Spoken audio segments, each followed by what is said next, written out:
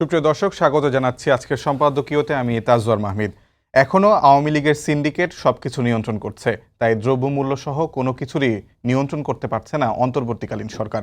বিএনপির যুগ্ম মহাসচিব খায়রুল কবির খোকনের এমন মন্তব্যের মতোই আওয়ামী লীগের অশরীরী উপস্থিতির কথা শোনা যায় আরও অনেকের মুখে। জামায়াত নেতা মিয়া গোলাম পরোয়ার বলেছেন, এখনও কারো কারো ভাষায় ফ্যাসিবাদের গন্ধ পাওয়া যায়। যেমনি পুলিশের সাম্প্রতিক ভূমিকাকেও কেউ কেউ আওয়ামী লীগের নিয়ন্ত্রিত পুলিশের সঙ্গে তুলনা করছেন। এমন বক্তব্য কি শুধু আওয়ামী লীগের সঙ্গে তুলনা করাকে বোঝায়, নাকি এখনও আওয়ামী মুক্ত বা ফ্যাসিবাদ মুক্ত হওয়া সম্ভব হয়নি? প্রাসঙ্গিক বিষয় নিয়ে আজকের সম্পাদকীয় পুরনো প্লেয়ারের জার্সি বদল প্রশ্নবোধক রেখে আমরা শুরু করব আজকের আলোচনা। আর এ নিয়ে আলোচনার জন্য স্টুডিওতে উপস্থিত আছেন মাহবুব কামাল, সাংবাদিক ও কলামিস্ট, এবং সরওয়ার তুষার, যুগ্ম আহ্বায়ক, জাতীয় নাগরিক কমিটি। দর্শক, আপনারাও এই আলোচনায় অংশ নিতে পারেন। এজন্য আপনাদের ফোন করতে হবে টেলিভিশনে দেখানো নম্বরে। এছাড়াও ফেসবুকের মাধ্যমে আপনাদের মূল্যবান মন্তব্য পাঠাতে পারেন আমাদেরকে। আলোচনার শুরুতে জানিয়ে দেবে এখনকার প্রধান শিরোনামগুলো। বাক স্বাধীনতা, ভোটাধিকার রক্ষা করা গেলে স্বৈরাচার মুক্ত ব্যবস্থা করা সম্ভব, বললেন তারেক রহমান। দ্রুত ভোটের দাবি বিএনপির রাজনৈতিক কৌশল, জানালেন মির্জা ফখরুল। প্রধান উপদেষ্টার দেয়া রোডম্যাপে নির্বাচন হবে, জানালেন স্বাস্থ্য উপদেষ্টা। ফ্যাসিস্টদের রাজনীতিতে না ফেরানোর সুপারিশ নির্বাচন ব্যবস্থা সংস্কার কমিশনের।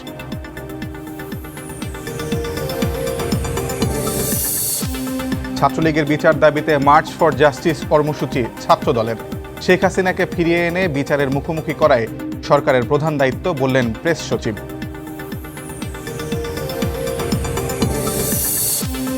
আবারও বাংলাদেশ ভারত সীমান্তে উত্তেজনা, চাঁপাইনবাবগঞ্জে গাছ কাটা কেন্দ্র করে দুদেশের স্থানীয়দের মাঝে সংঘর্ষ, ককটেল বিস্ফোরণ, আহত 2, সতর্ক বিজিবি বিএসএফ।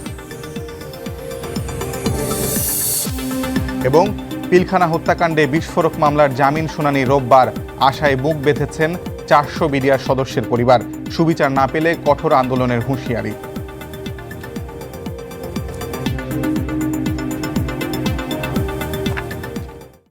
আমরা আলোচনায় আসতে চাই। প্রথমেই সাংবাদিক মাহবুব কামালকে দিয়ে শুরু করি। আজকে জামায়াত নেতা মিয়া গোলাম পরোয়ার বলেছেন যে আওয়ামী লীগ চলে গেলেও এখনও ফ্যাসিবাদের গন্ধ পাওয়া যাচ্ছে কারো কারো বক্তব্যে। আপনি এই বিষয়ে কিছু বলবেন কিনা? এখনও কারো কারো বক্তব্যে, কারো কারো মন্তব্যে কি ফ্যাসিবাদের গন্ধ পাওয়া যাচ্ছে? না, আমি একটা জিনিস একটু বলি আগে। সেটা হলো যে এট a given moment of time সোসাইটিতে একটাই প্রিন্সিপাল কন্ট্রাডিকশন থাকে, বাকি কন্ট্রাডিকশনগুলো সাবসিডিয়ারি। ওইটা প্রিন্সিপাল কন্ট্রাডিকশনের অনুগত। এখনকার প্রিন্সিপাল কন্ট্রাডিকশনটা কি? এটা কি বিএনপি জামাত ভার্সেস বর্তমান সরকার, নাকি বিএনপি জামাত ভার্সেস পতিত স্বৈরাচার? প্রিন্সিপাল কন্ট্রাডিকশন কোনটা, এটা আমি একটু বুঝতে চাই। এই যে বিএনপি মানে কথায় কথায় বলতেছে স্বৈরাচার এই সেই, তাহলে তাদের প্রধান এনিমিকে, মানে যে সরকার নির্বাচন দিচ্ছে না, দিতে গড়িমসি করতেছে, সেই সরকার কি তাদের প্রধান এনিমি, নাকি পতিত স্বৈরাচার তাদের প্রধান এনিমি? এইটা আমার ঠিক মাথায় ঢুকতেছে না। মানে তারা দুইটা একসাথে ফাইট করবেন, এটা কিন্তু খুব মুশকিল। দুইটা একসাথে ফাইট করা যায় না। এটা যেমন আমরা 71-এ দেখছি যে কমিউনিস্টরা, মানে বিশেষ করে আন্ডারগ্রাউন্ড কমিউনিস্টরা, তারা বলছিল কি যে পাকিস্তানিরাও শত্রু, আবার মুক্তিযোদ্ধারাও শত্রু। কারণ মুক্তিযোদ্ধারা পাকিস্তানি উপনিবেশের হাত থেকে ভারতীয় সম্প্রসারণবাদীর হাতে পূর্ব পাকিস্তানকে দিতে যাচ্ছে। সুতরাং দুইটাই শত্রু, মুক্তিযোদ্ধাও শত্রু, পাকিস্তানিরাও শত্রু। এরকম একটা থিওরি ওরা দিছিল, এবং এই থিওরি করতে গিয়ে কিন্তু তারা কিছুই করতে পারে নাই। হ্যাঁ, এটা that was a very wrong theory. এখন সোসাইটিতে একটাই প্রিন্সিপাল কন্ট্রাডিকশন থাকবে, সেইটা আমি বুঝতেছি না। মানে এক এক সময় এক এক রকম কথা বলতেছে। অন্তর্বর্তী সরকারকে প্রিন্সিপাল কন্ট্রাডিকশন কেন ভাববে? কারণ এটা তো সবার সমর্থনের সরকার। না, এই আপনি বিএনপির আচরণে বোঝাই যাচ্ছে যে বিএনপির সাথে বর্তমান সরকারের একটা বড় ধরনের গ্যাপ তৈরি হয়েছে নির্বাচন প্রশ্নে। এটা তো বোঝাই যাচ্ছে। হ্যাঁ, মুখে যতই বলুক বিএনপি যে আমরা এই সরকারকে সহযোগিতা করতে চাই, এইটা আর বেশি দিন, মানে এখন যতটুকু বলতেছে 2 দিন পরে কিন্তু এটাও বলবে না। আচ্ছা, হ্যাঁ, 2 দিন পরে আপনি এটাও বলবে। আপনি দেখবেন একেবারে সরাসরি বলে ফেলবে যে নির্বাচনের তারিখ দিয়ে দেন, তা না হলে আমরা মাঠে আজকে আবার মির্জা ফখরুল ইসলাম আলমগীর বলেছেন যে দ্রুত নির্বাচন চাওয়া বিএনপির রাজনৈতিক কৌশল। মানে তাহলে কি মানে বিষয়টা সিরিয়াসলি নিব নাকি নিব না? দ্রুত নির্বাচন চাওয়া বিএনপির রাজনৈতিক কৌশল মির্জা ফখরুল ইসলাম আলমগীর একটা অনুষ্ঠানে বলেছেন আজকে। বিএনপির রাজনৈতিক কৌশল, এটা মানে হোয়াট ডাজ ইট মিন? আমি তো এটার কোনো অর্থই খুঁজে পেলাম না। দ্রুত নির্বাচন ওরা যদি চায় তাহলে কৌশল হবে কেন? এটা তো স্ট্রেট ফরওয়ার্ড জিনিস, তো কৌশলের কিছু নাই। জানি না আমাদের পলিটিশিয়ানরা কীভাবে কথা বলে। আমি যদি দ্রুত নির্বাচন চাই এটা কিসের কৌশল? মানে কি মানে স্বৈরাচারকে চিরতরে নির্বাসনে দেওয়ার কৌশল, না জামাতকে ইয়ে করার কৌশল, মানে মার্জিনালাইজ করার কৌশল, না কি একটা বলতে হবে তো যে এই কৌশল। এটা কোনো কথা না, এটা কোনো কৌশল হতে যাবে কেন? ওরা তো বলতেছে যে তা মানে নির্বাচন না দিলে দেশের অবস্থা আরও খারাপ হবে, অর্থনীতির অবস্থা খারাপ হবে, এই হবে সেই হবে, সুতরাং দ্রুত নির্বাচন চাই, সংস্কার আমরাই করব।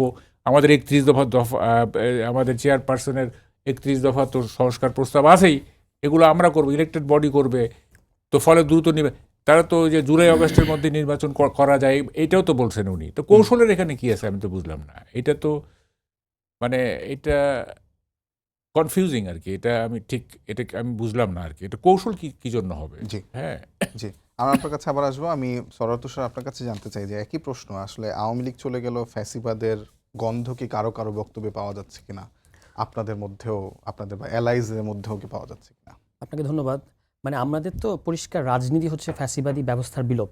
এটা অভ্যুত্থানের আগে থেকে 3 অগাস্ট থেকে নাহিদ ইসলাম এক দফা ঘোষণা করেছিলেন এবং বাংলাদেশের ইতিহাসে এটা একটা ইউনিক এক দফা। এর আগ পর্যন্ত এক দফাগুলো থাকতো অমুক তুই কবে যাবি, কিন্তু এবারের এক দফাটা হচ্ছে যে ফ্যাসিবাদী ব্যবস্থার বিলোপ। ফলে আমরা ফ্যাসিবাদী ব্যবস্থা সরাতে চাইছি এবং আপনি যদি 5 অগাস্টের পর থেকে ছাত্রদের এবং আমাদের রাজনৈতিক তৎপরতাগুলো বা স্টেপসগুলো খেয়াল করেন, আমরা কিন্তু ওই লক্ষ্যকে নিয়ে আগাচ্ছি। আমরা রাষ্ট্রপতির পদত্যাগ চেয়েছি, চুপ্পু। তারপর হচ্ছে আমরা বলেছি যে এই সংবিধান এটা ইতিমধ্যে বাতিল হয়ে গেছে, এটাকে আর প্রাধান্য না দিয়ে একটা নতুন সংবিধান বানানোর কথা বলেছি যেটা কিনা গণতান্ত্রিক সংবিধান হবে। আমরা আরও বলেছি একটা প্রোক্লেমেশন জারি করেন। এবং আপনারা সবাই জানেন, এটা আমাদের আর মানে আলাদা করে বলার কিছু নেই যে বাধাগুলো কোন কোন কোয়ার্টার্স থেকে আসছে। ফলে ফ্যাসিবাদ তো সমাজে অবশ্যই আছে, আমাদের রাজনৈতিক বোঝাপড়ার মধ্যে এটা আছে যে কালচারের মধ্যে ফ্যাসিবাদ আছে, রাজনৈতিক ইডিওলজির মধ্যে ফ্যাসিবাদ আছে, এমনকি আমাদের আমলাতন্ত্র সহ আমাদের স্টেট মেকানিজমের মধ্যে এখনও ফ্যাসিবাদ রয়ে গেছে। এবং আগে যেটা আওয়ামী লীগ আমলে যেটা হতো আর কি, সরকার রাষ্ট্র সিন্ডিকেট সব হচ্ছে পুরোটা মিলে একটা ক্রিমিনাল সিন্ডিকেট ছিল। এখন কিন্তু সেটা না, এখন একটা নতুন একটা সরকার এসছে, খুবই দুর্বল একটা সরকার। অন্যদিকে পুরনো রাষ্ট্রটা একেবারে আগের যে রাষ্ট্র সে হচ্ছে তার মতো করে রয়ে গেছে এবং নানাভাবে তারা নানা ধরনের ইম্পেডিমেন্টস ক্রিয়েট করছে। ফলে ফ্যাসিবাদ অবশ্যই রয়ে গেছে। এখন যার কথা কোট করেছেন তিনি কোন প্রেক্ষাপটে বলেছেন সেটা আমি জানি না, কিন্তু এটা সত্যি যে বাংলাদেশে এখনো ফ্যাসিবাদী ব্যবস্থার নানা লক্ষণ রয়ে গেছে। ইভেন আমরা কিছু সামাজিক ফ্যাসিবাদ দেখতে পাচ্ছি, মব তৈরি হয়ে যাওয়া, তারপর হচ্ছে আপনার মাজারে ভাঙচুর চালানো, তারপর অন্য কাউকে হেনস্থা করা, এই ধরনের ঘটনা তো। কিংবা আমরা সেদিন দেখলাম যে এখানে ঢাকার রাস্তায় একটা মিছিলে মেয়েদের উপর যেভাবে হামলা চালালো একটা গ্রুপ। এখন আপনার সেই দাবি ঠিক বা বেঠিক যাই হোক, আপনি তো একটা সরকারের কাছে একটা দাবি তুলতে পারবেন। আগে তো দাবি তোলা যেত না, তুলে নিয়ে যাওয়া হতো, অত্যাচার করা হতো। এখন ভুল ঠিক সব ধরনের দাবি নিয়েই রাস্তায় নামবে এবং সরকার এগুলো এক ধরনের ট্যাকেলও করছে। কিন্তু আর একটা গ্রুপ ওই একই সময়ে গিয়ে ওখানে হামলা চালানো এবং প্রকাশ্য দিবালোকে ঢাকা রাজধানীর মধ্যে পেটানো বাঁশ দিয়ে, এটা তো একটা খুব অ্যালার্মিং ব্যাপার।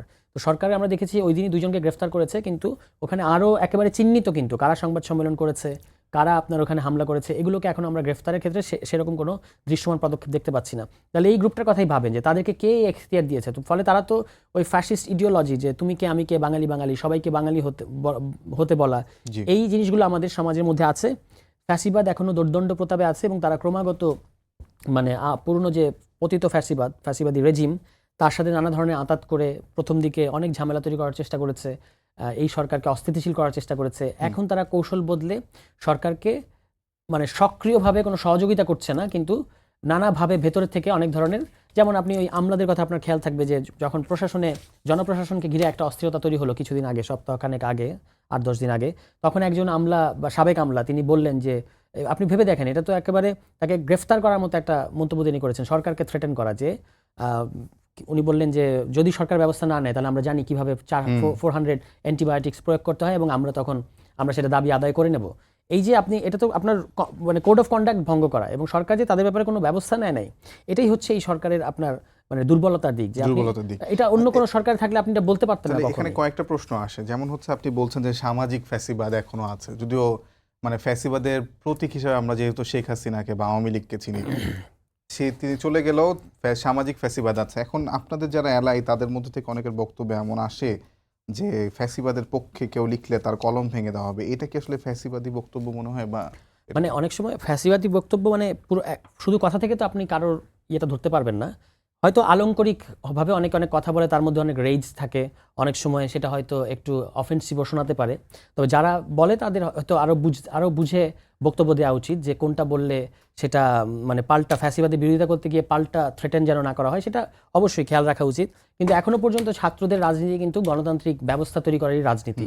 ব্যক্তিগতভাবে কেউ কেউ নানা ধরনের কথাবার্তা বলতে পারে, কিন্তু আপনি ওভারঅল যে পলিটিক্যাল প্রকল্প নিয়ে ছাত্র এবং জাতীয় নাগরিক কমিটি আগাচ্ছে, আপনি যদি সেটার দিকে তাকান, এটা কিন্তু একটা ফ্যাসিবাদী ব্যবস্থার পতন ঘটিয়ে একটা গণতান্ত্রিক রাষ্ট্র কায়েম করতে চায়। আপনি একটা কথা বললেন যে এই সরকার খুব দুর্বল, মানে দুইবার এটা উল্লেখ করেছেন। এর যদি সরকার দুর্বলই হয়ে থাকে, এটা সত্যি যে হয়তো অনেক ক্ষেত্রে ফাংশন করতে পারছে না, সেক্ষেত্রে কি রাজনৈতিক সরকারের প্রয়োজনীয়তা আছে কিনা? দ্রুত নির্বাচনে আপনাদের গড়িমসি কেন, বা আপনাদের না চাওয়া কেন দ্রুত নির্বাচন? না, আমরা দ্রুত নির্বাচনের ব্যাপারে আমরা বলি না যে নির্বাচন দিতে হবে না কিংবা আরও অনেক দিন পরে দেন।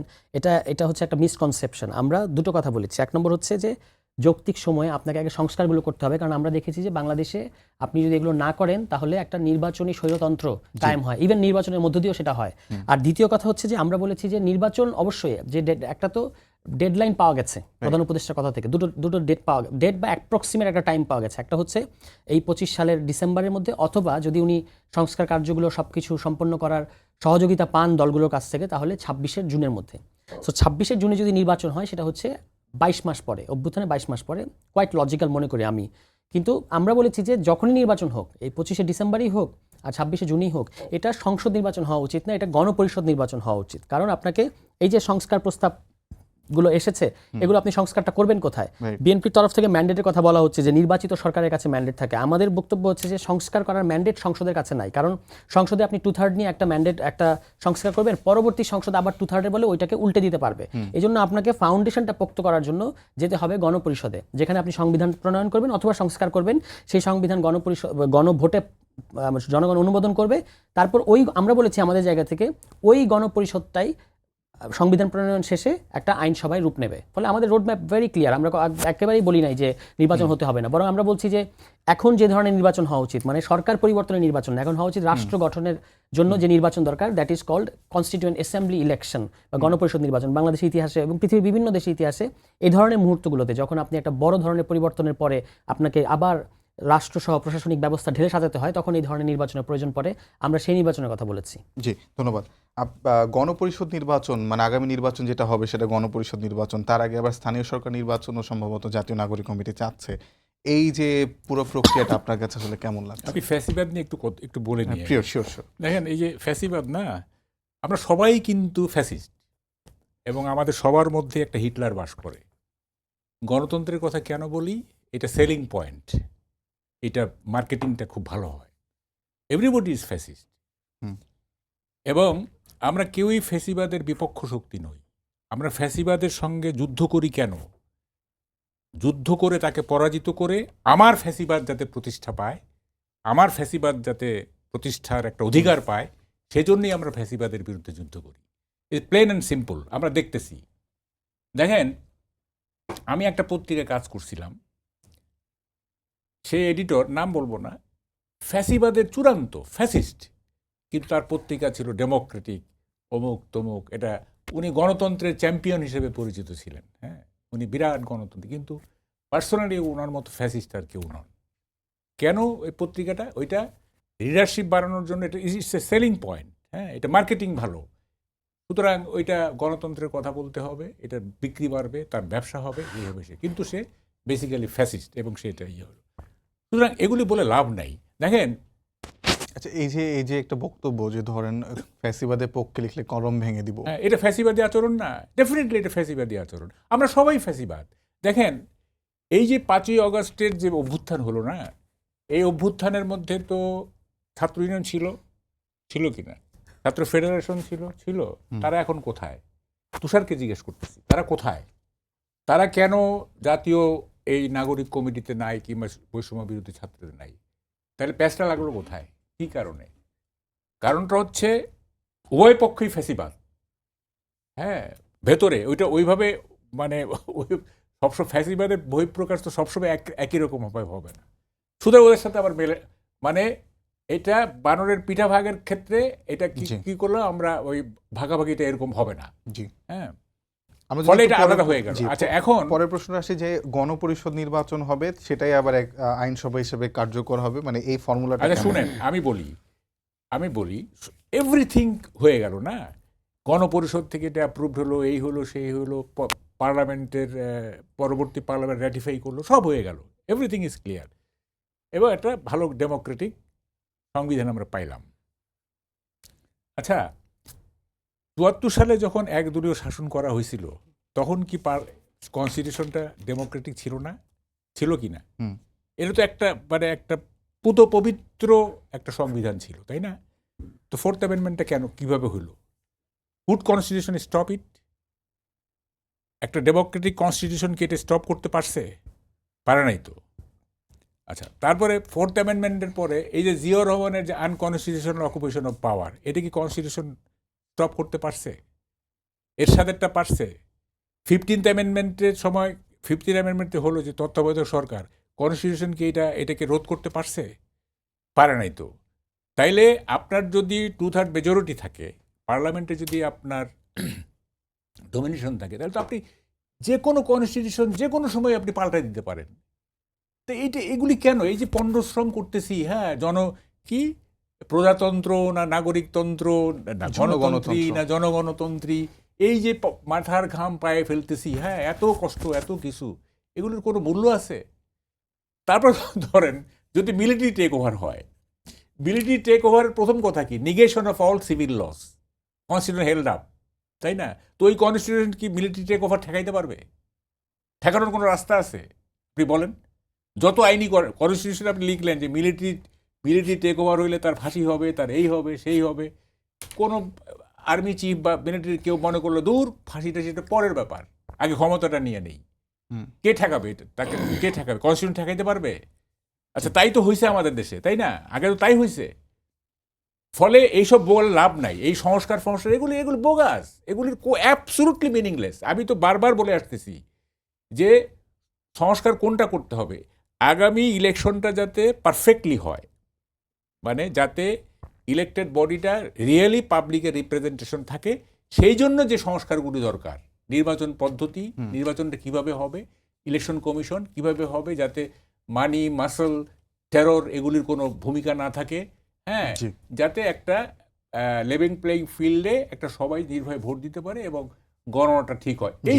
এইটা কিভাবে এনশিওর করা যায়, এইটা হবে সংস্কার। Thank you. আপনি আমরা কেন আবার আপনার কাছে আসবো, একটু আমি সরোজ তুষার কাছে এই বিষয়ে শুনে আসি যে আমার ভাই যখন বলছিলেন বিজ্ঞ আলোচক, তখন আমার আবুল মনসুর আহমেদের একটা কথা মনে পড়ে গেল। তিনি একবার বলেছিলেন যে আসলে সংবিধান যত ভালোই হোক, সেটা আসলে শাসকের উপর নির্ভর করে, সেটা কত ভালো হবে, ভালোভাবে প্রয়োগ হবে নাকি খারাপভাবে প্রয়োগ হবে। আসলে তো সত্যি কথা যে আসলে ৭২ সংবিধানের পরে তো যতগুলো একনায়কতন্ত্র এসেছে তারা কেউই সংবিধান তোয়াক্কা করেনি, কিংবা শেখ হাসিনাও তো আসলে সংবিধানে খুব একটা তোয়াক্কা করে করেনি, কিংবা একক মেজরিটি যদি কোনো দল পেয়ে যায়, যেমন আমরা ভারতের নির্বাচনের কথা চিন্তা করি যে কংগ্রেস বা তাদের অ্যালাইদের মূল টার্গেট ছিল যে এবার যাতে তারা কোনোভাবে মেজরিটি না পায়, একক মেজরিটি না পায়। তো আসলে এত যে পরিশ্রম, সেটা কি আসলে থাকবে যদি ইল ইন্টেনশন থাকে সামনের মানে যে শাসক হবে তার? ওকে, না, ইন্টেনশনের আলাপ এক ধরনের আলাপ, যে শাসকের ইন্টেনশন আছে কি না আছে, এটা হচ্ছে আপনার পলিটিক্যাল কালচার বদলানোর একটা ব্যাপার আছে, সেটা একটা ডিফারেন্ট ফাইট। কিন্তু কনস্টিটিউশনটা, আমাদের কনস্টিটিউশনটা যেভাবে গ্রহণ করা হয়েছে ৭২ সালে, এবং তারপরে এটা যেভাবে এতগুলো অ্যামেন্ডমেন্টের মধ্য দিয়ে এটা যেখানে এসে থেমেছে, এটাকে আপনি এভাবে আর রাখতে পারেন না। মানে এটা বললে হবে না যে কনস্টিটিউশন ভালো হলেও আগের মতোই থাকবে, আর কনস্টিটিউশন এটা খারাপ তাতে কি হয়েছে, এটা একই জিনিস করবে, এটা বলা যাবে না। কেন? কারণ আপনি ভালো একটা কনস্টিটিউশন করলে, যেটা ভাই বললেন যে মিলিটারি যদি চলে আসে তখন কিসের কনস্টিটিউশন কিসের কি, তখন অন্তত এই যে কনস্টিটিউশনে আপনাকে এই রাইটটা প্রোভাইড করা হয়েছে, এই জন্য জনগণের একটা প্রোটেকশন থাকবে যে আমি এটাকে ফেস করব, তখন মানে সে ফেস করবে, এবং তারপর আবার আপনি ডেমোক্রেটিক যাত্রায়, ডেমোক্রেসিতে একটা অলওয়েজ একটা কনস্ট্যান্ট ফাইটের মধ্য দিয়ে আছে। কিন্তু আপনি এইভাবে একটা কনস্টিটিউশন রাখতে পারেন না, যেখানে যেটা হয়েছিল, অনেকগুলো প্রশ্ন ছিল। একটা হচ্ছে বৈধতার প্রশ্ন, যে যারা কনস্টিটিউশন প্রণয়ন করেছে তাদের এটা প্রণয়ন করা বৈধতা আছে কিনা। দ্বিতীয়ত হচ্ছে যে একজন ব্যক্তিকে সামনে রেখে একটা কমপ্লিটলি একদলীয় এবং একচেটিয়া ক্ষমতার টাইপের একটা সংবিধান করা হয়েছে। এই আপত্তিগুলো তখন থেকে ছিল এবং আমরা এখন পর্যন্ত দেখেছি যে এটা সত্যি যে এই সংবিধান বাংলাদেশের মানুষের, জনগণের কোনো ধরনের মৌলিক অধিকারের কখনোই নিশ্চয়তা দিতে পারে নাই এবং প্রোটেকশন করতে পারে নাই। গত 3টা নির্বাচন আমরা দেখলাম, গুম খুন ক্রসফায়ারের এই রেজিমটা আমরা দেখলাম। এই কারণে একটা ভালো কনস্টিটিউশন আমাদের করতে হবে। এটা আর আমাদের মানে এটা করা ছাড়া আমাদের কোনো উপায় নাই, মানে আমাদেরকে সামনে আগাতে হলে এটা করতে হবে। তারপর প্রশ্নটা থাকবে এই কনস্টিটিউশনটাকে, এই যে ডেমোক্রেটিক প্রিন্সিপালসগুলো আপনি তার মধ্যে ঢুকালেন, এবার এটাকে রক্ষা করা, এটাকে সেফগার্ড করার দায়িত্বটা তখন সবার উপর পড়বে। আমাদের যতগুলো ইনস্টিটিউশনস আছে, যতগুলো রাজনৈতিক দল আছে, মিলিটারি আছে, ছাত্ররা আছে, দেশের জনগণ আছে, সবাই মিলে তখন এটাকে সেফগার্ড করতে হবে। সেটা হলো পরের প্রশ্ন। কিন্তু তার আগে আপনি এটাকে এভাবে রেখে দিয়ে আপনি যদি বলেন যে আমরা যদি ভালো হয়ে যাই তাহলে সব ঠিক থাকবে, ওই কথাটা বলাটা ভুল হবে বলে আমার কাছে মনে হয়। আমি বলছি এটা ঠিক আছে, একটা কনস্টিটিউশন তো থাকতেই হবে, তাই না? কারণ কনস্টিটিউশন কেন দরকার হয়? যখন পলিটিক্যাল ক্রাইসিস দেখা দেয় তখন আমরা একটু ছোট করে বলবেন, আমার অনেকগুলো প্রশ্ন আছে। কনস্টিটিউশন খুঁজে দেখি যে কোথায় কি আছে না আছে। হ্যাঁ, এটা তো দরকার। কিন্তু এই যে কনস্টিটিউশন সর্বস্ব হয়ে যাচ্ছে, পলিটিক্সটা কনস্টিটিউশন সর্বস্ব, এবং এটা প্রজাতন্ত্র হবে না নাগরিকতন্ত্র হবে, এটা কি গণতান্ত্রিক হবে না এটা জনগণতান্ত্রিক হবে, এই যে মানে মাথার ঘাম পায়ে ফেলতেছি, এবং এটা নানা রকম। দেখেন এটা খুব হাস্যকর, আপনার সময় খুবই কম। দেখেন কতগুলো হাস্যকর জিনিস আছে। আমি কালকে একটা টক শোতে বলছি, দেখেন প্রজা মানে হচ্ছে, যারা আলী রিয়াজের নেতৃত্বে যারা ছিলেন তারা মনে করছেন কি প্রজা মানে হচ্ছে রাজার অধীন কেউ, অথবা আমরা যে গ্রামে বর্গা চাষি তাদেরকে যে প্রজা বলি ওরকম কিছু আর কি। প্রজার ব্যুৎপত্তিগত অর্থ হচ্ছে প্রকৃষ্ট জন, প্রকৃষ্ট জাত। তাইলে আপনি প্রকৃষ্ট জনকে আপনি নাগরিক বানায় দিলেন। আচ্ছা, নাগরিক যে বানায় দিলেন, প্রকৃষ্ট জন ভালো না নাগরিক ভালো? কারণ নাগরিকের মতো চোর ডাকাত সবই আছে, গেল একটা। 2 নম্বর হচ্ছে আপনি বলতেছেন জনগণতান্ত্রিক, ঠিক আছে, জনগণতন্ত্র। গণর মধ্যেই তো জন আছে, আপনি জন আবার লাগলেন কেন? People's republic. আচ্ছা আচ্ছা, দেখেন জন মানে কি জানেন? জন মানে হচ্ছে, এগুলি কি বলবো, ব্যাকরণ শিখাইতে হয়। জন মানে হচ্ছে মজুর। একটা বাংলা সাহিত্যের একটা বিখ্যাত লাইন আছে, জন ডেকে পুকুর কাটি, অর্থাৎ মজুর ডেকে পুকুর কাটি। আপনি ফরিদপুরে যান, মজুরদেরকে জন বলে। তাইলে আপনি তো আমাদের মজুর বানায় দিলেন।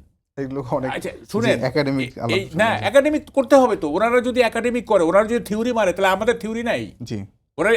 ওনারাই থিওরিটিশিয়ান, নাকি আমাদের কিছু জ্ঞান গরিমা আছে? তো ফলে এই যে আপনারা করতেছেন, এই যে নানা রকম মানে প্যাচ খাটাচ্ছেন আর কি, এগুলি এটা where will it end up? এটা শেষ কোথায়? আমরা খুব প্লেন অ্যান্ড সিম্পল একটা রাষ্ট্র চাই। হ্যাঁ, এত প্যাচ গোজ আমরা বুঝি না। একটা কনস্টিটিউশন থাকবে এবং শুনেন, আইন, বাংলাদেশে আইনের কি অভাব আছে? হাজার হাজার আইন আছে, এগুলো প্রয়োগ হয় আইনগুলোর। তাহলে আপনি কনস্টিটিউশনে যত ধারা উপধারা ক্লজ বাই ক্লজ অমুক তমুক থাকলো, যদি আমি এটা না মানি, কে আমাকে, who is going to prevent me? কে আমাকে বাধা দিতে যাচ্ছে? যদি আমার পার্লামেন্টে আপনার যে মেজরিটি থাকে, জি, কে আমাকে বাধা দিতে আসবে? আমি আবার আসবো আপনার কাছে সরত হোসেন, আপনার কাছে এবার একটু ফ্যাসিবাদের প্রসঙ্গে আসি। যেমন ধরেন যে আপনি নিজেও উল্লেখ করছিলেন যে কয়েকদিন আগে আদিবাসীদের উপর যে হামলা হলো, সে হামলার পরে পুলিশের একটা নিষ্ক্রিয় ভূমিকা আমরা দেখলাম প্রথম দিন। তারপর দিন দেখলাম পুলিশই ঢাকা বিশ্ববিদ্যালয় ক্যাম্পাসের মধ্যে কার্জন হলের সামনে হামলা চালিয়েছে। তো এটা তো আসলে আমরা আগের আমলে দেখেছি, আমলে কি আমরা এটা প্রত্যাশা করি, নাকি আসলে এই পুলিশও মানে আপনারা যেটা দায়ে চাপানোর চেষ্টা করেন বারবারই যে এই পুলিশের মধ্যে অনেক ফ্যাসিস্ট আছে, মানে এটা কি আসলে সরকার নিয়ন্ত্রণ করে পুলিশকে, নাকি পুলিশের মধ্যে যারা আছে তারাই পুলিশকে নিয়ন্ত্রণ করে? পুলিশ অ্যাজ এন ইনস্টিটিউশন আগের মতোই আছে, এরকম এটা আমার মনে হয়। তবে সরকার আমরা যদি আগের সরকারের সাথে এটাকে ইকুয়েট করে ফেলি, তাহলে এটা বড় ধরনের ভুল হবে। কারণ আগের ওই 15 বছরের মানে নির্যাতনের মাত্রাটা আমাদের চোখের সামনে আছে। সেজন্যই তো আমরা এরকম কিছু এটা আমরা আর প্রত্যাশা চাই করি না, কিনা? অবশ্যই আমরা এটা আর চাই না। কিন্তু পুলিশের কয়েকটা ঘটনা, যেমন প্রাইমারি ইয়ার স্টুডেন্টরা সচিবালয়ের সামনে গিয়েছেন, যদিও বলা ছিল যে আপনারা ওইভাবে কোনো সচিবালয়ের সামনে যাবেন না, কোনো দাবি দেওয়া থাকলে আপনারা প্রতিনিধি দল আসেন, তারা সেটা হয়তো রক্ষা করেন নাই। কিন্তু তাই বলে তাদেরকে যেভাবে নির্যাতন করা হয়েছে, তারপর একটা তদন্ত কমিটি হয়েছে আমরা দেখেছি, কিন্তু এখনো পর্যন্ত কোনো আমরা আপডেট জানি না যে ওখানে কি জানা গেল। দ্বিতীয়ত হচ্ছে এই দুটো ঘটনায়, একটা হলো ওই যে হামলা করলো, সেখানে পুলিশকে আমরা নিষ্ক্রিয় দেখেছি মোটামুটি, এবং হামলা করতে দেওয়া হয়েছে। তারপর যে এটার প্রতিবাদে আবার যখন একটা কর্মসূচি দেওয়া হলো ক্যাম্পাসে, সেখানে পুলিশের ব্রুটালিটিটা আমরা খেয়াল করেছি, এবং এটা কমপ্লিটলি আনএক্সেপ্টেবল। এটার সাথে যারা যারা জড়িত, পুলিশ অফিসার কিংবা ওই সোলজার, তাদের প্রত্যেককে মানে বিচারের আওতায় আনা উচিত, যে কী কারণে আপনি এই অভ্যুত্থানের পরে আমরা এটা কল্পনাও করতে পারি না যে ঢাকা শহরের রাস্তায় কাউকে ফেলে এভাবে পেটানো হবে এবং পুলিশ আবারও টিয়ার গ্যাস এবং লাঠিপেটা করবে শিক্ষার্থীদের ওপর, এটা মানা যায় না। এবং এই কারণেই পুলিশের সংস্কার, যেটা অনেকগুলো প্রস্তাব এসেছে, আমরা এগুলো খুঁটিনাটি দেখা শুরু করেছি, আমরা এটা নিয়ে আমাদের অফিসিয়াল মন্তব্য জানাবো। এটা খুবই জরুরি। পুলিশ অ্যাজ অ্যান ইনস্টিটিউশন এটা এখনও একটা কলোনিয়াল ইনস্টিটিউশনের মতো জনগণের উপর। তখন কিন্তু উদ্দেশ্যটা এটাই ছিল যে এই কলোনাইজ পিপল, যারা উপনিবেশিত জনগণ, যাদেরকে আমি উপনিবেশের মধ্যে এনেছি, তাদেরকে দমন করতে হবে। পুলিশের মধ্যে ওই সাইকোলজিটা এখনও রয়ে গেছে এবং আমার ধারণা যে তাদের মধ্যে একটা গ্রিভেন্সও আছে। এই অভ্যুত্থানের কারণে কিছুদিন তারা চুপচাপ ছিল, এখন তারা সুযোগ পেলেই যখন তাদেরকে বলা হচ্ছে যে পেটাও, তখন তারা আবারও একটা প্রতিশোধ নেওয়ার মতো জায়গায় আছেন কিনা এটা আমার সন্দেহ হয়। পেটাওটা কে বলছে আসলে? এটা আমি জানি না, এটা স্বরাষ্ট্রমন্ত্রীকে এটা জবাব দিতে হবে। তিনি কিন্তু একেবারে আইন শৃঙ্খলা পরিস্থিতির একদম কোনো রকম কোনো সুরাহা করতে পারেন না এবং খুবই নাজুক। এই শাহবাগে ওই মেট্রোর নিচে একটা মেয়ের ধর্ষণ হয়েছে, একটা বাচ্চা শিশু ধর্ষণের শিকার হয়েছে ঢাকা শহরে। শাহবাগ যদি আপনি নিরাপদ না রাখতে পারেন, আপনি কি সারা বাংলাদেশে কি করছেন?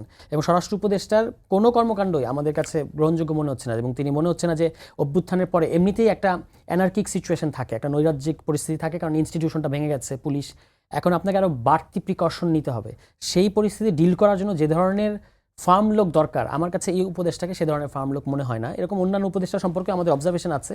তো এটা আসলে সরকারকে, জানি না, ছাত্ররা কয়েকদিন পরে এই উপদেষ্টার পদত্যাগ দাবি করতে পারে, কারণ তিনি এর আগে ছাত্ররা কিছু গুপ্ত হত্যার শিকার হয়েছে, তখনও তিনি কোনো নিরাপত্তা দিতে পারেন নাই, কেউ ধরা পড়ছে না, মাজার ভাঙচুর হচ্ছে এবং তার একটা পরিষ্কার নিষ্ক্রিয়তা আমরা দেখতে পাচ্ছি। এটা অবশ্যই সরকারকে ভাবতে হবে যে স্বরাষ্ট্র মানে what is wrong with the. আমি একটু প্রশ্ন করেছি, যেটা হলো যে যারা ওই আদিবাসী শিক্ষার্থী ছাত্র জনতার উপর হামলা করেছে, তার সেই সংগঠনের নাম স্টুডেন্টস ফর সোভারেন্টি এবং আপনাদের সংগঠন জাতীয় নাগরিক কমিটির একজন সদস্য তার সঙ্গে সক্রিয়ভাবে জড়িত ছিল। আচ্ছা, আমাদের সদস্য বলতে আমাদের একজন থানা কমিটির একজন সদস্যের ব্যাপারে এই অভিযোগ পাওয়া গেছে। তার আগে আমি আপনাকে বলি যে এই যে সংক্ষুব্ধ আদিবাসী শিক্ষার্থী যে ব্যানারটা, এটা নেতৃত্বে কিন্তু আছে জাতীয় নাগরিক কমিটির কেন্দ্রীয় যুগ্ম সদস্য সচিব এবং যিনি আহত হয়েছেন, যে মেয়েটা সিভিয়ার আহত হয়েছে, ওই তঞ্চঙ্গা রূপাইয়া শ্রেষ্ঠা তঞ্চঙ্গা, বৈষম্যবিরোধী ছাত্র আন্দোলন নির্বাহী কমিটির। এবং আমরা ওই দিন দুপুর থেকেই, তখনও তো আমরা জানতাম না কারা এর সাথে জড়িত বা কি, আমরা দুপুর থেকে কিন্তু এদের চিকিৎসার জন্য ঢাকা মেডিকেল হাসপাতালে, তারপর বাংলাদেশ স্পেশালাইজ হাসপাতালে আমরা তাদেরকে চিকিৎসার ব্যবস্থা করিয়েছি এবং আমরা খুবই সিরিয়াসলি এটা, এবং আমরা সরকারকে চাপ দিয়েছি যে যারাই জড়িত থাক তাদেরকে গ্রেফতার করতে হবে। আমরা সাথে সাথে সন্ধ্যায় আমি দুদিনে কজন গ্রেফতার হলো, আর এরপর আর গ্রেফতার হয়নি। এটা অবশ্যই সরকারের ব্যর্থতা, গ্রেফতার করা উচিত, কারণ এগুলো সবই চিহ্নিত চেহারা, কারা কারা এটা করছে। তো আমরা সেই সন্ধ্যা থেকেই কিন্তু কর্মসূচি পালন করেছি। তারপর আমরা জানতে পেরেছি যে আমাদের ধানমন্ডি কমিটির একজনের নামে যে তিনি এর সাথে জড়িত ছিলেন, এরকম একটা অভিযোগ এসছে। আমরা ইন্টারনালি তদন্ত করেছি, তদন্ত করে আমরা দেখেছি যে ঘটনা সত্য, তিনি এর সাথে জড়িত ছিলেন। আমরা তাকে সাথে সাথে বহিষ্কার করেছি ইন্টারনাল তদন্তের মাধ্যমে। ফলে আমাদের এখান থেকে, এটা ওই ব্যক্তি গেছেন, কিন্তু আমাদের সাংগঠনিক অবস্থান পরিষ্কার যে আমরা যা যা করেছি তার মধ্যে থেকে আপনাকে বিচার করতে হবে যে ঘটনায় আমাদের অবস্থান। আমি বলি একটু, আমি একটা শেষ প্রশ্ন করে আসি, সেটা হলো যে সরোয়ার তুষার, আপনারা তো একটা রাজনৈতিক দলের দিকে যাচ্ছেন, তো আমরা সাধারণভাবে যেটা জেনে থাকি যে একটা রাজনৈতিক দলের একটা কমন আন্ডারস্ট্যান্ডিং বা একটা কমন আইডিওলজিক্যাল বেসিস দরকার হয়। আপনাদের কমিটির লোকজন কেউ আদিবাসীদের নেতৃত্ব দিচ্ছে, আবার কেউ হামলাকারীদের নেতৃত্ব দিচ্ছে, মানে আপনাদের মধ্যে কি আসলে কোনো কমন আন্ডারস্ট্যান্ডিং নাই যে যেটাকে আসলে আপনারা একটা প্ল্যাটফর্মে আপনাদের একটা গতিপথ নির্ধারণ করা যায়? না, এটা কি আসলে সামনের দিনে আরো সমস্যা তৈরি করবে কিনা একটা দল তৈরির ক্ষেত্রে? না, আমাদের তো সাংগঠনিক পজিশনটা তৈরি হবে আমাদের কর্মসূচির মধ্য দিয়ে, আমাদের সাংগঠনিক বক্তব্যের মধ্য দিয়ে। এটা সত্যি যে আমাদের এখানে বিভিন্ন স্রোতের তরুণরা এসেছে এবং আমরা সেটাই চেয়েছিলাম যে বিভিন্ন বাংলাদেশের বিভিন্ন দলমত নির্বিশেষে বিভিন্ন ধরনের তরুণ যারা ফ্যাসিবাদ বিরোধী, তাদের একটা জায়গা তৈরি হোক। এবং আমরা একটা, এখানে বাংলাদেশে যেটা হয়, সব পলিটিক্সটা হয় ইডিওলজিক্যাল, কেউ এই ক্যাম্পে কেউ ওই ক্যাম্পে। আমরা চেয়েছি এই সমস্ত ক্যাম্পের বাইরে এসে একটা সিটিজেন সেন্ট্রিক পলিটিক্স করতে, যেটা স্টেটের সাথে আপনার সম্পর্ক হচ্ছে সিটিজেন। আপনার ধর্মবিশ্বাস থাকতে পারে আলাদা, এথনিক পরিচয় থাকতে পারে আলাদা, কিন্তু আপনাকে স্টেট প্রোটেক্ট করতে বাধ্য যদি আপনি কোনো বিপদে পড়েন, what ever is your religion or ethnicity. এই যে অধিকারের সম্পর্ক, মর্যাদা এবং ইনসাফের সম্পর্ক, এটা আমরা আবিষ্কার করতে যাচ্ছি, যেটাকে আমরা বলেছি যে একটা পোস্ট ইডিওলজিক্যাল মোমেন্ট। মানে এই যে মতাদর্শিক গ্যাঞ্জাম ঝামেলা, এটার বাইরে এসে একটা নাগরিক কেন্দ্রিক রাজনীতি। সে কারণে আমরা জাতীয় নাগরিক কমিটি আমাদের সংগঠনের নাম। আর বাকি যেমন ধরুন এই আদিবাসী প্রশ্নে কেউ এটাকে আদিবাসী বলতে চায়, কেউ এটাকে উপজাতি বলতে চায়, আমাদের কিন্তু অবস্থান খুব পরিষ্কার। আমরা সংবিধান সংস্কার কমিশনেও যে প্রস্তাব দিয়েছি সেখানে আমরা বলেছি যে বাংলাদেশের সকল নাগরিক হচ্ছে বাংলাদেশি এবং এর বাইরেও সকল জাতি হিসেবে সবাই বাঙালি না, যেটা আওয়ামী লীগ তাদেরকে সবাইকে বাঙালি বানিয়ে দিতে চায়। আমরা মনে করি একজন চাকমা, সাঁওতাল, তঞ্চঙ্গা, মান্দি, অর্থাৎ আরও জাতিসত্তা আছে। ফলে বাংলাদেশি নাগরিক হিসেবে আপনার বাংলাদেশি পরিচয় থাকবে, আর জাতি হিসেবে আপনার জাতিগত সাংবিধানিকভাবে জাতিগত স্বীকৃতি থাকতে হবে। এইটুকু হচ্ছে আমাদের পজিশন। জি, ধন্যবাদ। মাহবুব কামাল ভাই কিছু বলতে চাচ্ছিলেন? প্রশ্ন করেন তারপরে না, সেটা হচ্ছে যে আপনার কি মনে হয় যে নানা স্রোতের মানুষ যে এক জায়গায় এসে সম্মিলন হয়েছে জাতীয় নাগরিক কমিটিতে, এটা আসলে তারা যে রাজনৈতিক দল সামনের দিকে তৈরি করতে যাচ্ছে সেখানে খুব একটা মানে একজোট হয়ে থাকতে পারবে নাকি আসলে আচ্ছা, ভবিষ্যৎ কি? একটু বলি। সেটা হচ্ছে দেখেন পলিটিশিয়ান না, এটা একটা পেশা অথবা ধরেন একটা সম্প্রদায়।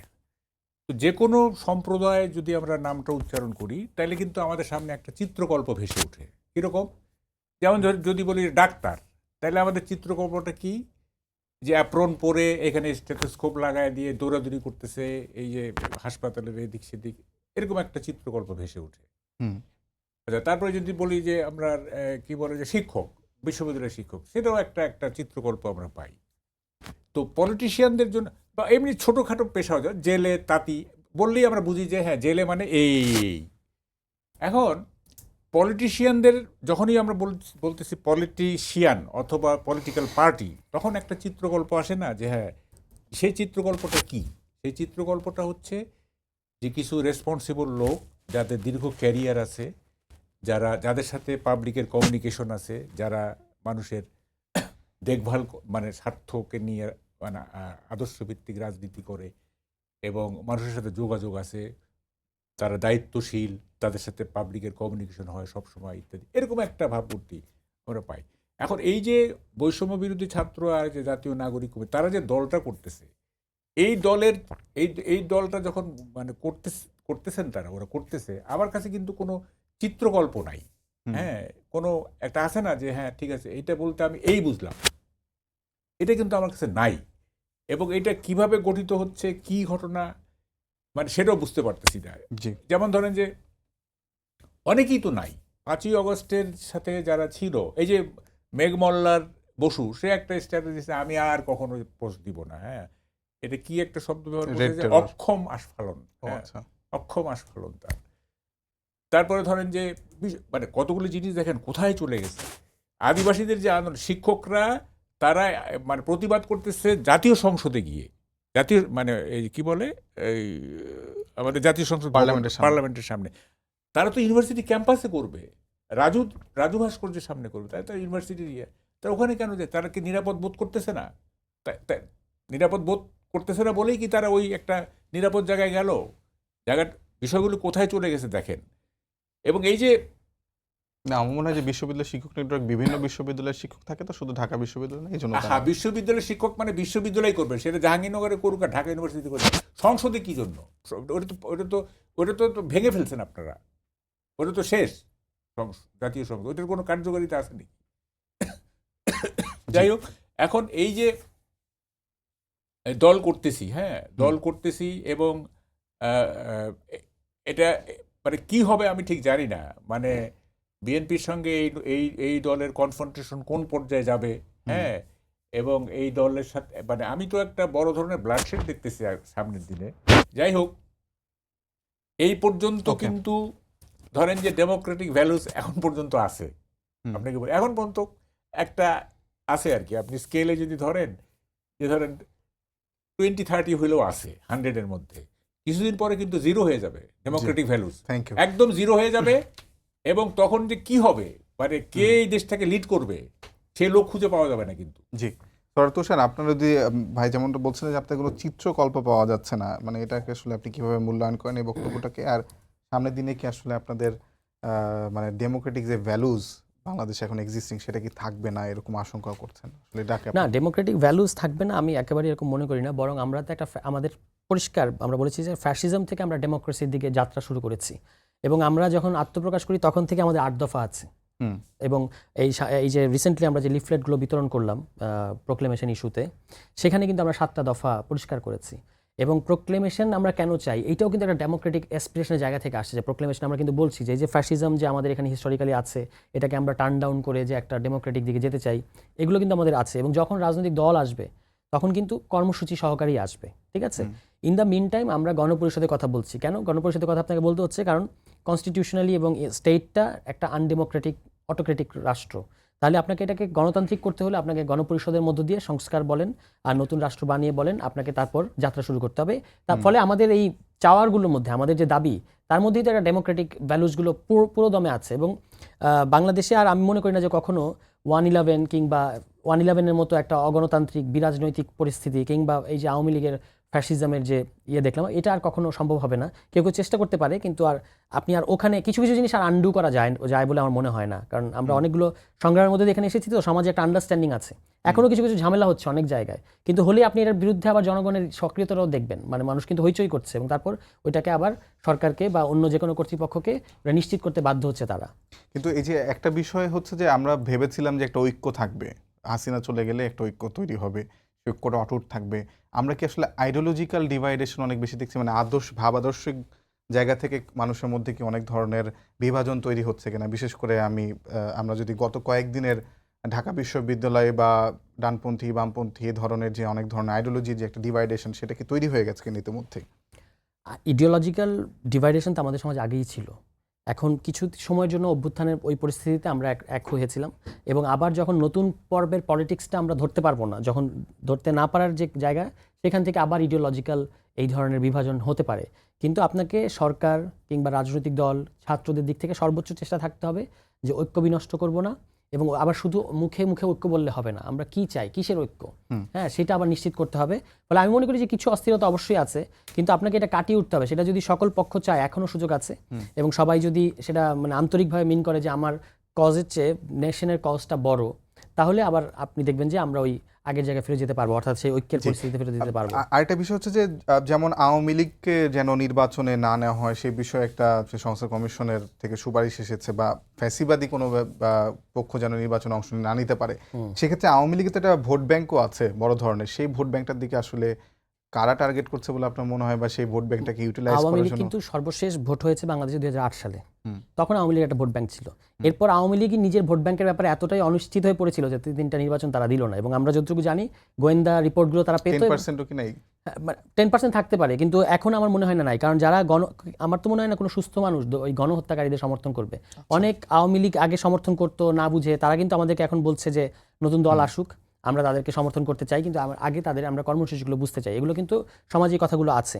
ফ্যাসিবাদীদের নির্বাচনে অংশ নিতে দেওয়া যাবে না, এই কথার সাথে আমি কমপ্লিটলি একমত। কারণ আপনি নাৎসিজমের পরে, মানে পোস্ট নাৎসি যে পিরিয়ড, সেখানে আপনি ওই দেশটা কিভাবে কি করবেন, সেটার জন্য আপনি হিটলার কিংবা নাৎসিদের কাছে মতামত নেবেন না, এটা খুবই স্বাভাবিক। ফলে যারা এত বড় একটা গণহত্যা বাংলাদেশে চালিয়েছে এবং গত 15 বছর যা যা হয়েছে, 3টা নির্বাচন তারা করেছে, আপনি তাকে অন্তত পক্ষে 3টা ইলেকশন যে তারা অপরাধ করলো, সেগুলোর তো বিচার করতে হবে। এবং দল হিসেবে আওয়ামী লীগের বিচার হওয়া উচিত। নিষিদ্ধ কি নিষিদ্ধ না সেটা পরের প্রশ্ন, বিচার হতে হবে আগে দল হিসেবে আওয়ামী লীগের। যে আপনি দল হিসেবে একটা, মানে এটা শুধু শেখ হাসিনার প্রশ্ন না, তো এটা শেখ হাসিনা তো আছেই, শেখ হাসিনা তো এটা শিরোমণি, কিন্তু পুরো দলটা তো একটা, না হলে পুরো দল কেন আজকে আন্ডারগ্রাউন্ডে? জি, আপনি একটু শেষ করি এটা বলে যে সিরিয়ায় পর্যন্ত বাশার আল আসাদকে তো পালিয়ে যেতে হয়েছে, কিন্তু তার মন্ত্রী পরিষদ কিন্তু বিদ্রোহীদের সাথে, মানে যারা ক্ষমতাটা টেক ওভার করেছে, তাদের সাথে নেগোসিয়েশন করছে, তারা সমাজে আছে। আর এদিকে আওয়ামী লীগ কিন্তু দল হিসেবে আন্ডারগ্রাউন্ড। আপনি বুঝতে পারেন তার মানে আওয়ামী লীগ মাত্রাটা কত বড়, যে তারা নির্যাতনের কত বড় মাত্রায় নির্যাতন করেছে। সেই কারণে তারা এখন দল হিসেবে তাদের একটা আপনি বিচার করতে হবে, তারপরে আপনি তারা ইলেকশনে আসবে কি আসবে না, সেটা হচ্ছে ওই বিচারের মধ্য দিয়ে আপনি সিদ্ধান্ত নেবেন। মাহবুব কামাল ভাই, আপনি কি আসলে ভাবাদর্শিক জায়গা থেকে অনেক ধরনের বিভাজন দেখেন কিনা, এবং সেই ক্ষেত্রে আসলে ঐক্যর যে প্রয়োজনীয়তা এখন বাংলাদেশে তৈরি হচ্ছে, সেই ঐক্যটা আসলে কিভাবে রাখা সম্ভব বলে মনে করেন? শুনেন, ঐক্যের কথা যদি বলেন না, তাহলে আমি বলি 5ই অগাস্ট কিন্তু প্রতি মাসে আসবে না, 5ই অগাস্ট কিন্তু প্রতি বছরেও আসবে না, 5ই অগাস্ট এমনকি প্রতি দশকেও নাও আসতে পারে। এইটা এই সমস্ত সময়, এই সমস্ত ক্ষণ, এগুলি কিন্তু যুগ পার হয়ে গেলে আসে। হ্যাঁ, এটা প্রতিদিন আসে না। জি, তো আর একটা 5ই আগস্ট আপনি করতে পারবেন না খুব সহসাই, ঠিক আছে, এটা পারবেন না। এবং 5ই আগস্টে যে ঐক্য ছিল, স্বাভাবিক নিয়মেই এই ঐক্য ভেঙে গেছে। এইটা সোশ্যাল ডিনামিক্সের নিয়মেই ভেঙেছে, এটা কাউকে ভাঙতে হবে না। এটা this is the dynamics of society. এবং যার মূলে সব প্রতিটি বস্তুই তার মূলের দিকে ফিরে যায়, এবং যার মূলে ফিরে গেছে। সুতরাং এই ঐক্য আর আপনি সহসা পাচ্ছেন না, এই ব্যাপারে আপনি নিশ্চিত থাকেন। একটা পেতে পারে যদি ইন্ডিয়া আক্রমণ করে, সেটা হয়তো হইতে পারে, এছাড়া হবে না। দেখেন, ফ্যাসিস্ট কিন্তু সবাই, শেখ হাসিনা লিমিট ক্রস করে গেছে। ফ্যাসিস্ট কিন্তু সবাই, শেখ হাসিনা এমনভাবে লিমিটটা ক্রস করছে যে যেটার কোনো ক্ষমা নাই আর কি। হ্যাঁ, বাকিদের ক্ষমা করে দিচ্ছি, আমরা দিচ্ছি আর কি। আমরা তো সবাই ক্ষমাশীল আমরা। এবং দেখেন, এই যে বলা হচ্ছে না যে এই আমাদের সমন্বয়ক বললেন, দেখেন আওয়ামী লীগের সবাইকে মানে ক্রিমিনাল যারা তাদেরকে ফাঁসি দেন, এই করে তাদেরকে নির্বাচনে আসতে দিয়েন না, সব ঠিক আছে, কিন্তু এটা বলেন না যে আওয়ামী লীগের কোনো ভোট নাই। নিজের কথা জনগণের কথা বলে চালায়েন না, সোসাইটি থেকে বোঝার চেষ্টা করেন। আওয়ামী লীগের যত ক্রিমিনাল, ক্রিমিনাল যাদের সবার বিচার হওয়া উচিত, এবং ওদেরকে নির্বাচনে আসতেই দেওয়া উচিত না আমি মনে করি। হ্যাঁ, আচ্ছা, কিন্তু এই যে বলতেছেন যে আওয়ামী লীগের কোনো ভোট নাই, এইটা কিন্তু আপনার কথা, এটা জনগণের কথা না। কিন্তু জি, আমি এটা- এটা নিয়ে এটা- শেষ প্রশ্নটা আমার 30 সেকেন্ড আছে, যে আওয়ামী লীগের ভোট না, এটা আপনার কথা, জনগণের কথা না। ওকে, আওয়ামী লীগ তো আমি তো আবার 30 বললাম যে সেকেন্ড, জি। 2008 সালে সর্বশেষ নির্বাচন হয়েছে, তাদের অবশ্যই একটা ভোট ব্যাংক ছিল, কিন্তু এখন কি সেটা আর চেঞ্জ হয় নাই? অবশ্যই চেঞ্জ হয়েছে। এই এত বড় গণহত্যার পরে আমি একটু- অনেকেই পুনর্বিবেচনা করছে কিন্তু তাদের পজিশনগুলো। ফলে আমি বলছি যে এখনো হয়তো কেউ আওয়ামী লীগকে ভোট দিতে চাইবে যদি আপনি ইলেকশন দেন, কিন্তু সেটা কতবার ভরাডুবি হতো আওয়ামী লীগ 2018 সালে যদি 24 যদি ইলেকশন ঠিক মতো হতো আর কি। আওয়ামী লীগের ভোট ব্যাংক আছে, কিন্তু সেটা আওয়ামী লীগের জনপ্রিয়তা অনেক নেমেছে, অনেক মানে এরকম এই ব্যাপারে কোনো সন্দেহ নাই। একটু আমি শেষ এবং করি। নতুন অনেকে ভোট মানে সুইফট করতে চাচ্ছে। জি, 10 সেকেন্ড। 10 সেকেন্ড। 2024 সালে যদি আওয়ামী লীগ ফেয়ার ইলেকশন হইতো, আওয়ামী লীগ গোহারা হারতো, কোনো সন্দেহ নাই। কিন্তু এখন যদি নির্বাচন দেন, এই মানে কিভাবে মানুষের সমর্থন যায় জানেন? এই সরকারের যে ব্যর্থতা, জি। এই সরকারের যে ব্যর্থতা, সেই ব্যর্থতাগুলি কিন্তু যাবে ইমিডিয়েট পাস গভর্নমেন্টের। সেটাও আমরা হয়তো অনেকবার দেখেছি যে আওয়ামী লীগের যখনই আসার সম্ভাবনা তৈরি হচ্ছে তখনই আবার সবাই ঐক্যবদ্ধ হয়ে গেছে। তো সবাইকে ধন্যবাদ জানিয়ে শেষ করছি আজকের সম্পাদকীয়। আগামীকাল আবারও দেখা হবে রাত 10টায়। দেখার আমন্ত্রণ রইল। শুভরাত্রি।